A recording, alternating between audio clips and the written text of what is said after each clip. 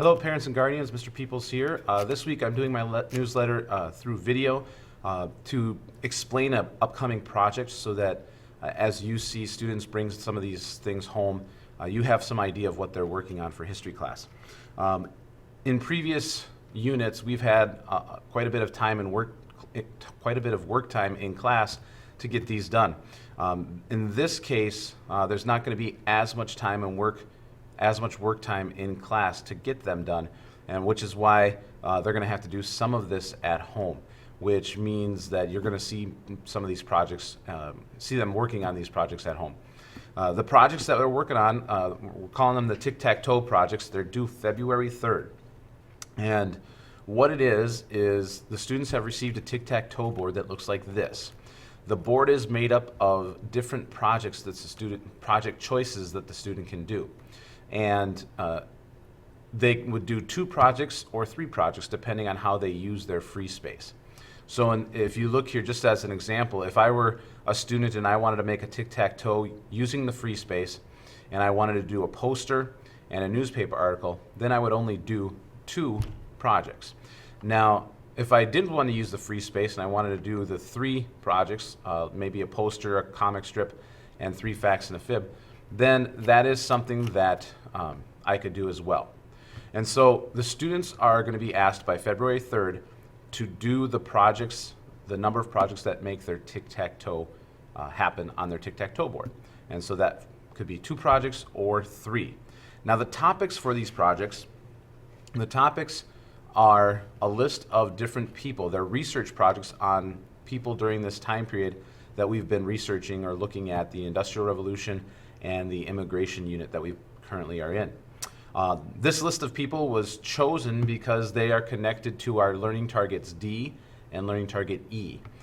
Each of them has some type of connection to Learning Target D and E.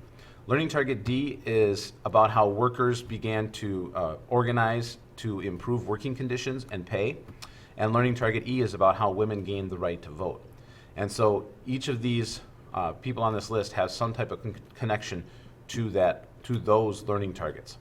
The students, if they're doing a poster and a newspaper article, they have to do, their poster would be on one person on this list and the newspaper article would be on a different person. You can see there's some people on here that have stars. The reason they have stars is they are the presidents listed on this list. And so they have to, if they're doing 2 projects, one of their projects has to be on a starred person or a president. And that's just, again, to make them aware of some of the presidents that we had during this time period and just have them exposed to that information. And so the tic-tac-toe project is coming up. It's due February 3rd. The students already have a planning form that looks like this. This planning form they're going to be turning into me so I can catch up with what their plan is for this project, and I'll be looking at these next week. And so the students are going to be want to fill this project planning form first, and then I'll take a look at it next week and check in with them, see where they are in their progress of completing these projects. These projects are research projects, and one of the things we're working on is using sources, using reliable sources to create an argument or to create a paper or some type of project. And so in this case, I've created kind of a template for notes for the students. And the students don't necessarily have to use these notes. They could take notes their own way, but their notes do need to be turned in with their project. And so what you see on the screen is kind of the template version of notes, at least for this particular project. We're going to get more in depth. This is kind of the first time this year they've been exposed to the research process. They're going to get some more of that in communication arts as well as in history class later on this year. So this is kind of our first step into the research process.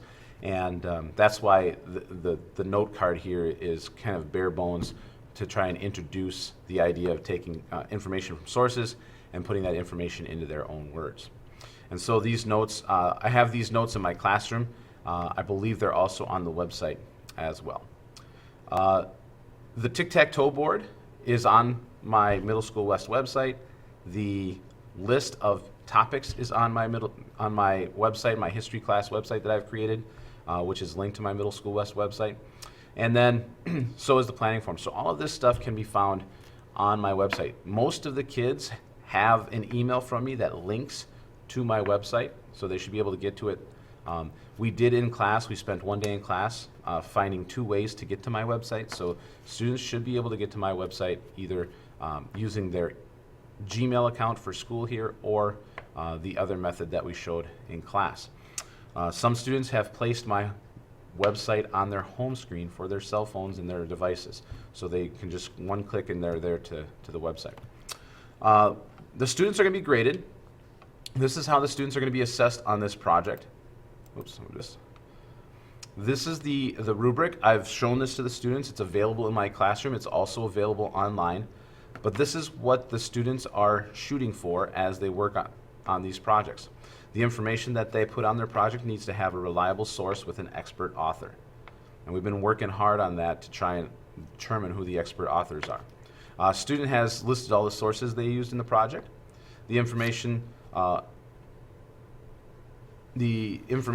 about the person is connected to the learning target. This is a big one. Last year, students did not connect the information to the learning target. They just had a bunch of random facts. So that is something I'm going to be looking for, is that it's connected to the learning targets. And then all of the requirements for the projects have been included. Now, the quality piece of this, I'm trying to emphasize to students that when they turn things in, the quality needs to be their best effort. It needs to be demonstration of their best effort. And sometimes just turning it into the teacher isn't motivating enough to get that best effort. And so what I'm going to do with these projects is I'm going to take a picture of each of these projects. I'm going to place them on a Google website, and I'm going to share that website with all parents. So parents will be able to get a chance to see the final projects that these students completed. One, to show off the cool work that these kids are doing, but two, to also provide that authentic audience that will hopefully increase some of the motivation with getting the projects done. And so I want you to be aware that that's happening, and the kids, I noticed they were a little bit nervous that their projects were actually going to be on display, but I think that's a good thing. They need to be nervous so that they feel like it's an important thing they need to do. If you have questions, please feel free to email me at peoplesg@district112.org or call me at 952-556-7552.